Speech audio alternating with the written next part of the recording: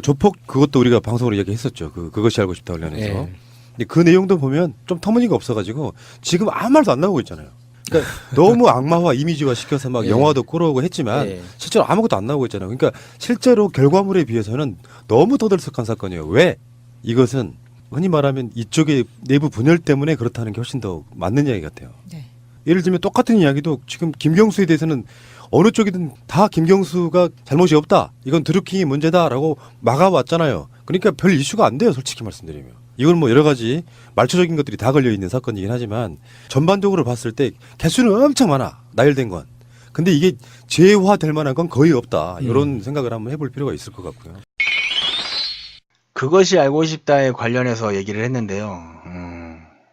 뭐 아시다시피 그것이 알고 싶다가 방영된 뒤에 그 기사를 한번 찾아보면은 성남시 경찰서에서요, 무려 한 50여 명의 그런 범죄를 저질렀던 건달 조폭들을 구속시킵니다.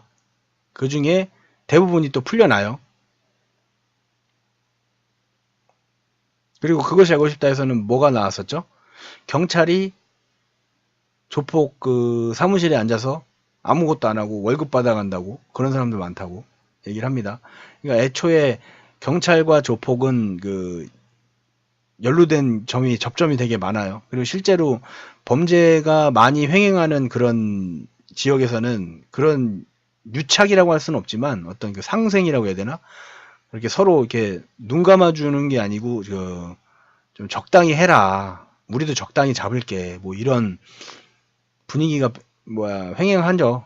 뭐 그게 무조건 법대로 안 해서 쟤네들은 다 범죄자다 이렇게 말하기는 현실에서는 아무래도 일선에 있는 사람들을 이해하기는 조금 괴리가 있죠. 그게 그 마동석이 찍었던 영화 이번에 나왔던 거기 뭐 금천구 그쪽 가산동 쪽이죠. 거기가 가리봉동 그쪽 그 조선족들과 어떤 하는 행태를 보면은 딱 맞아요. 마동석이 그 정의롭지 못한 사람이 아니잖아요. 실제로 거기서 보면 진짜 범죄를 저지르는 범죄인들은 어떻게 해서든 잡으려고 하고 자기 목숨까지 걸고 잡으려고 하는데 그냥 그걸 업으로 삼고 살고 있는 그런 조폭들을 다 때려잡으려고는 안 하잖아요. 그죠? 그것까지 다 때려잡으려고 그러면 그게 두테르테죠.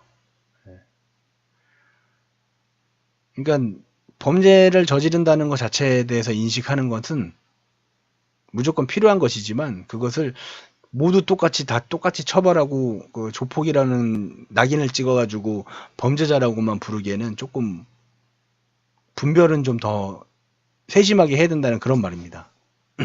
아무튼 그런 입장에서 봤을 때 왜 그 경찰서에서 이 조폭들을 잡았을까요? 그리고 구속시키고 얼마 안 있어서 도로 다 풀어주고 이런 일련의 과정들에서 그 얘기를 하는 게 그거죠. 그 중에 뭐 이거는 제가 확인한 건 아니지만 들려온 이야기들을 얘기를 하자면은 그것이 알고 싶다에 증언하거나 진술했던 사람들 위주로 잡아갔다는 거죠. 그래서 그렇게 잡아간 뒤에 니네 때문에 좆되게 생겼는데 씨 어떻게 하려고 그러냐. 더 불 거면 나도 너네들 그 약점 갖고 있는 거 다 있는데 니네 다 씨발 깜빵 보내버릴 거다. 더 진술할래 안 할래? 이렇게 하고 풀어준 거예요 다. 그래서 이렇게 그 1차가 방영된 이후로 이 사람들하고 접촉을 해가지고 뭔가 진술을 얻어내고 증거를 수집하려고 해도 더 이상 협조를 안 해준다는 겁니다. 그 할 팀을. 그런 사실을 좀 알으셔야 돼요. 그것이 알고 싶다 관련해서 지금 아무것도 안 나오고 있다고 얘기하면서 쳐 웃을 때가 아니라 이런 사실들을 좀 같이 알으셔야죠. 그러니까 이거는 비단 그 이재명을 악마화 시키느라 뭐 어떻게 됐다 이런 거에 관련이 있다는 얘기가 아니에요. 그 성남시 내부 유착에 대해서 어느 정도 인지를 하고 그리고 경찰이 본인들이 궁여지책으로 어떻게든 살아보려고 했던 일들이고 뭐 이재명과 관련 없다고 저는 생각을 해요. 그거는 대신에 이걸 더 캐고 있으면은 안 나올래야 안 나올 수가 없는 그 서로 상생하는 그 관계에서의 그 불법적인 것들 그런 것도 유착으로 보이는 그런 것들 이게 캐내지면은 다 다치니까 니네 자꾸 우리 다치게 하면은 우리가 가만히 당하고 있을 수만은 없다. 뭐 이런 내용이고 취지라고 저는 생각을 합니다. 예. 그러면서 뭐 그것이 잘못했다 얘기를 이어서 이렇게 하는 사람들이 뭐 내부 분열을 일으키는 사람들이다. 작전 세력 뭐 똥파리 극문 뭐 이런 얘기를 하는 거죠. 예. 그러면서 뭐라고 합니까? 김경수 지사와 드래킹 예를 들으면서 그 어떤 사건을 별것도 아닌 것을 크게 키우는 것, 그리고 평범한 사건을 아예 잠식시키는 방법까지도 지금 가이드라인을 지금 알려주는 거예요.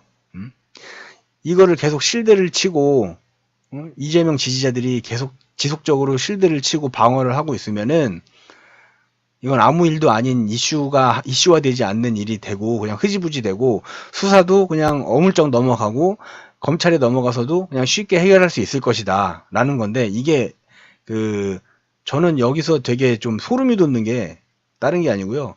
이재용이 지금 누구나 다 쟤는 범죄 사실이 명확하다라고 알고 있는데도 풀려났죠. 그게 왜 어떻게 다 풀려났습니까? 이런 여론전에서 풀려났어요. 삼성의 알바는 이재용을 위해서만 움직여요. 이재명을 잡아먹는 데는 움직이는 게 아니고요.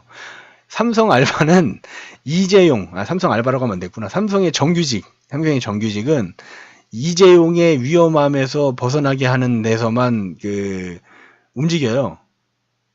이재명을 잡아먹는 데서 움직인다는 소리는 못 들어봤습니다. 응? 이 방법이 너무 똑같아요. 이재용이 풀려날 때 이런 방법을 썼거든요. 먼저 여론으로 막 부추겨요. 이재용을 풀어줘야지. 1년이나 가둬놓고 이거 뭐하는 짓이냐. 진짜 구속시키면 나라가 망한다. 경제가 무너진다. 이거야말로 진짜 부당한 일이고 뭐 얘기를 막 합니다. 여론에서 막 좋아요가 막 10,000몇 개, 막 2만 몇 개 되게. 어떤 한 기사 댓글 자체가. 그렇게 하면은 그걸 보고 판사가 안 본다고 하지만 그걸 보여주죠. 삼성 쪽에서는 접촉을 하면서. 야, 봐라. 여론도 이런데 좀 이것만 이렇게 좀 바꿔서 얘기해주면 안 되겠니? 라는 식으로 단계를 타고 올라가는 겁니다. 그렇게 해서 정영식 같은 쓰레기 판사가 무죄를 성공을 해주는 거죠. 풀려내보내주는 겁니다. 그렇게 하고 풀려내주고 어떻게 됐습니까? 졸라 두드러 맞았죠? 국민들한테. 그러니까 어떻게 했어요? 조선일보 가서 징징댔죠? 너무나 패턴이 똑같아요, 지금.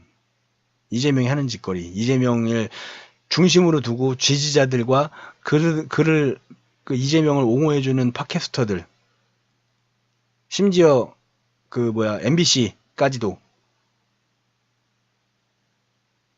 시청률 4%, 무려 4%나 나오시는 MBC 뉴스데스크. 에휴. 그러니까 우리가 MBC를 위해서 뭐 마봉춘이니 얘기를 했잖아요. 돌아오라 마봉춘 뭐 했는데,